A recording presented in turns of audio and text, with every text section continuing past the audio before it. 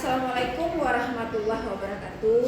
Waalaikumsalam warahmatullahi wabarakatuh. Puji syukur kita ucapkan kehadiran Allah Subhanahu wa taala pada kesempatan kali ini kita bisa berkumpul di kelas dan sekolah yang kita cintai ini dalam rangka untuk pengimbasan pemahaman dan pengalaman penerapan budaya positif yang akan dipresentasikan nanti oleh teman kita, guru hebat kita, Bu Iin Vekasuri. Salawat dan salam juga tidak bosan-bosannya kita hadiahkan kepada junjungan alam, yakni Nabi Muhammad Sallallahu Alaihi Wasallam. Nah, untuk itu kita mungkin langsung saja kepada Bu Iin, kita persilakan untuk mempresentasikan kepada kita semua.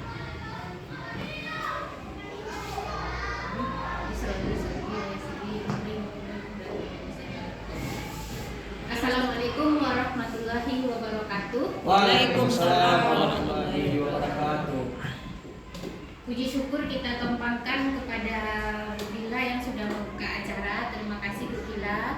Terima kasih kepada teman-teman yang sudah bersedia meluangkan waktu untuk menerima pengimbasan dari materi yang kami dapatkan di program Guru Penggerak ini. Untuk hari ini kita akan membahas tentang yang akan kami bagi adalah modul 1.4. Jadi modul ini sudah ada modul 1 tentang Ki Hajar Dewantara, modul 2 peran dan nilai guru penggerak, modul 3 membuat visi misi sekolah, dan modul keempat itu membahas bagaimana menerapkan budaya positif di sekolah. Budaya positif di sini dimaksud adalah menertibkan anak-anak kita. Jadi bagaimana cara kita mendisiplinkan anak-anak, karena yang namanya anak-anak, namanya manusia pasti tidak terlepas dari berbuat kesalahan. Jadi bagaimana kita menangani cara yang tepat menangani anak yang berbuat salah tersebut. Adapun dalam modul ini, lanjut aja dulu ya. Nah, budaya positif di sini seperti yang saya disampaikan di awal tadi, kita diharapkan yang pertama mengubah paradigma mengajar kita. Yang kedua, disiplin positif. Yang ketiga, apa kebutuhan dasar manusia. 4, motivasi perilaku manusia. 5, posisi kontrol restitusi. Keenam, keyakinan kelas. Dan yang ketujuh nanti kita akan bahas segitiga restitusi.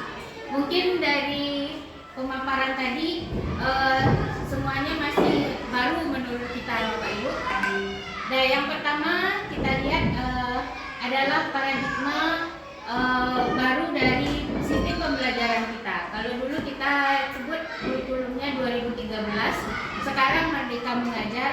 Adapun yang diharapkan dari Merdeka Mengajar ini adalah nanti siswa kita memiliki profil Pancasila. Nah, yang sudah kita nyanyikan juga bersama biasanya ada 6 profil Pancasila: beriman dan bertakwa, kemudian berkebinekaan global, memiliki sifat gotong royong. Jadi anak-anak kita tidak lagi egois, karena kita lihat sekarang anak-anak sudah banyak yang asik dengan HP, tidak pandai lagi bergaul dengan teman. Kemudian ada mandiri, kemudian kreatif, dan bernalar kritis. Nah, itu yang kita harapkan dari anak-anak. Lanjut dulu. Nah, apa arti kata disiplin? Nah, mungkin ada Bapak Ibu yang mau menjawab disiplin itu apa? Tepat waktu. Ah ya, kita mengibaratkan disiplin itu anak selalu patuh tepat waktu. Ya, jadi sebenarnya tidak salah. Tapi di sini kita diharapkan kepatuhan itu dengan dirinya sendiri. Dimaknai kepatuhan disiplin itu adalah anak tetap merasa nyaman dengan apa yang dia lakukan, bukan diberikan rasa tidak nyaman. Kemudian disiplin itu harus dilakukan karena motivasi dalam dirinya atau intrinsik, bukan karena orang lain. Seperti misalnya kalau jika Bapak Ibu sedang menggenggam tangan, maaf, ada yang mau membantu satu orang. Nah, kalau Bu Iin mau membuka ini, kalau Bu Eni tidak ingin membukanya, kira-kira ini mau enggak? Bisa enggak dibuka? Tidak. Tapi kalau Bu Eni rela membukanya, bisa enggak Bu Eni buka? Nah, jadi seperti itulah disiplin yang diharapkan kepada anak-anak. Anak-anak patuh karena memang keinginan dirinya sendiri.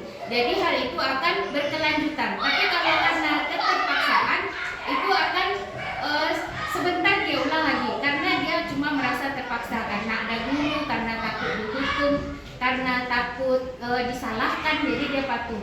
Saat tidak ada guru dia kembali lepas kontrol. Nah, kenapa anak tadi seperti yang diperagakan Bu Eni tidak mau membuka tangan? Karena ada kebutuhan dasar dari dalam dirinya. Dia mempertahankan tangannya tadi tidak dibuka karena ada beberapa alasan. Anak bersikap itu ada 5 alasan. Yang pertama, bertahan hidup, kasih sayang dan rasa diterima, penguasaan, kesenangan dan kebebasan. Rata-rata anak-anak kita melakukan pelanggaran disiplin karena mungkin dari yang 5 ini tidak terpenuhi. Ada yang 5 ini mungkin dia di rumah merasa tidak disayangi, jadi di sekolah dia akan berbuat melanggar peraturan karena dia ingin mendapatkan perhatian dari guru. Next.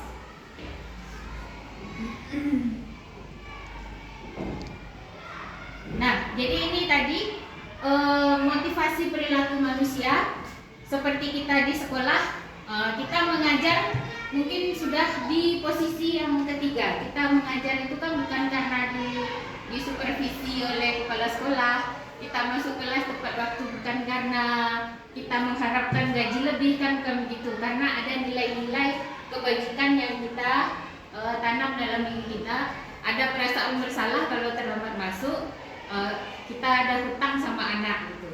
Jadi kalau yang tingkat rendahnya anak-anak itu melakukan perbuatan baiknya karena takut hukuman, kemudian mendapat penghargaan. Itu baru perilaku terendah dari anak-anak ataupun kita sendiri. Jadi perilaku terbaik itu adalah kita sendiri melakukan perbuatan itu karena menghargai diri kita sendiri, bukan karena orang lain.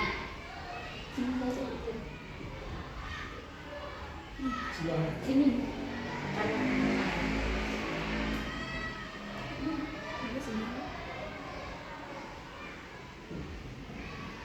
Bisa bahas tentang penerapan posisi kontrol. Posisi kontrol ini adalah posisi kita sebagai seorang guru. Yang pertama, posisi penghukum. Jadi asal dia melanggar kita beri hukuman. Kemudian posisi kita sebagai pembuat rasa bersalah. Kita buat anak itu merasa dia tahu dengan kesalahan. Kenapa kamu lakukan hal tersebut? Kamu tahu kan itu salah, itu namanya membuat rasa bersalah. Kemudian posisi kita sebagai seorang teman. Seorang teman ini cenderung membantu anak, membiarkan anak melakukan kesalahan, ya sudah kamu duduk lagi, atau dia tidak buat PR kita biarkan, atau dia melakukan kesalahan kita biarkan, dia tidak mampu mengerjakan tugas kita bantu. Itu posisi teman. Kemudian ada lagi guru itu yang posisinya pemantau, tukang lihat-lihatkan dari jauh. Oh, anak ini sudah melanggar, lalu kita eksekusi dia, berikan dia konsekuensi. Terus yang terakhir adalah posisi sebagai manajer. Manajer ini kita posisi tugasnya ada gabungan dari beberapa yang posisi kontrol dari seorang guru.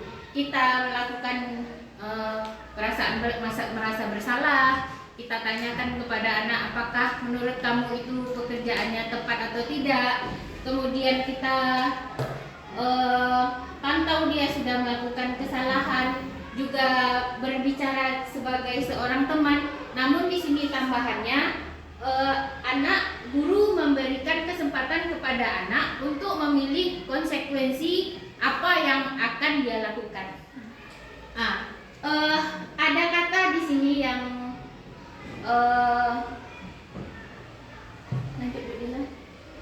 ada beberapa posisi. Ada namanya kita memberi hukuman, ada konsekuensi dan yang terbaru itu namanya restitusi.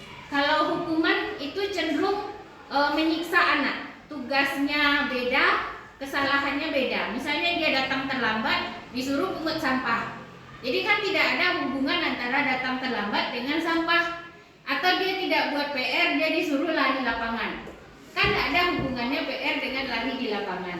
Kalau konsekuensi, hukuman juga, tapi sejalan dengan apa yang dia langgar. Misalnya dia hari ini tidak buat PR, besok disuruh dia mengerjakan 2 kali lipat misalnya.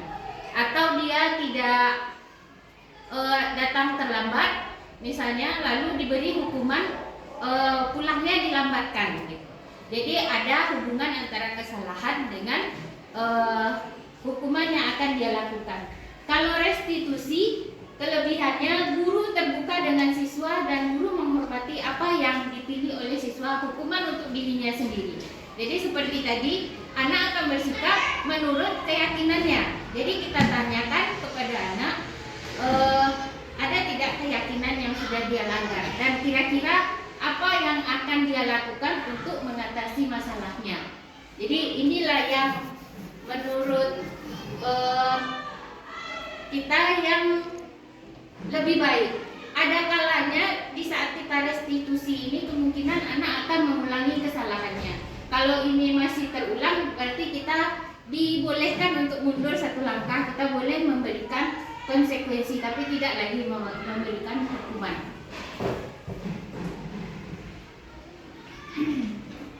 Nah, ini dia pengertian restitusi. Bisa Bapak Ibu baca. Ciri-cirinya memperbaiki hubungan, memberikan tawaran bukan paksaan, melihat lagi ke dalam dirinya, mencari kebutuhan dasar apa yang belum terpenuhi dari anak tersebut. Misalnya dia tidak buat PR, kita tanyakan dulu kenapa tidak dibuat PR-nya. Mana tahu ibunya sakit atau dia sendiri yang sakit, kita kan nggak tahu. Jadi harus kita tanyakan dulu, cari tahu apa kebutuhan dasar dari anak itu yang tidak terpenuhi sehingga dia melakukan pelanggaran tersebut. Kemudian fokus pada karakter bukan tindakan, dan menguatkan solusi.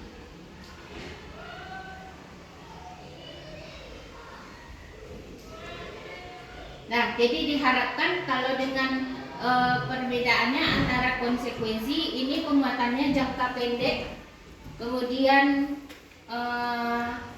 anak tidak mempunyai waktu untuk menemui kesalahan, jadi anak tidak tahu kesalahannya.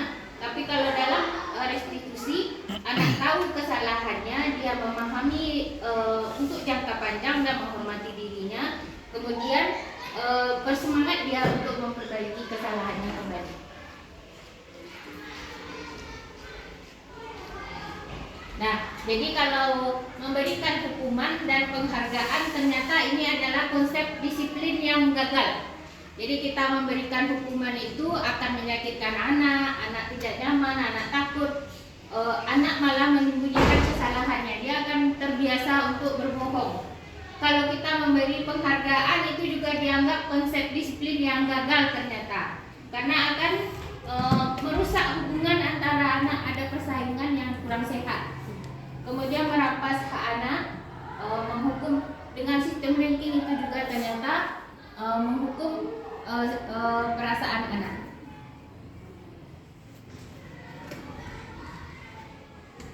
Nah, next video ini mudah tadi. Ada? Sudah. Mundur. Next kanan kalian. Next. Nah, kira-kira ada yang ingin Bapak Ibu tanyakan sampai di sini dulu? Kita lanjut. Nah, jadi nanti untuk contoh dari restitusi ini ada video yang akan kita tonton bersama. Jadi demikianlah penyampaian saya untuk hari ini. Semoga ada manfaatnya. Terima kasih atas perhatian teman-teman. Saya sudahi dengan Assalamualaikum warahmatullahi wabarakatuh. Waalaikumsalam warahmatullahi wabarakatuh. Ya, Bapak Ibu semuanya guru hebat. Kita kasih tepuk tangan dan aplaus yang luar biasa untuk Bu Iin.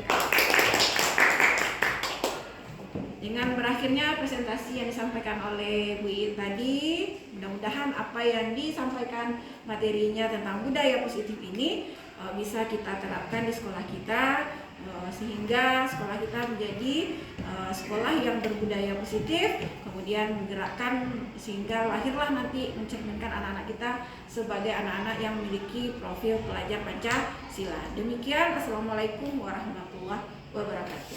Waalaikumsalam warahmatullahi wabarakatuh.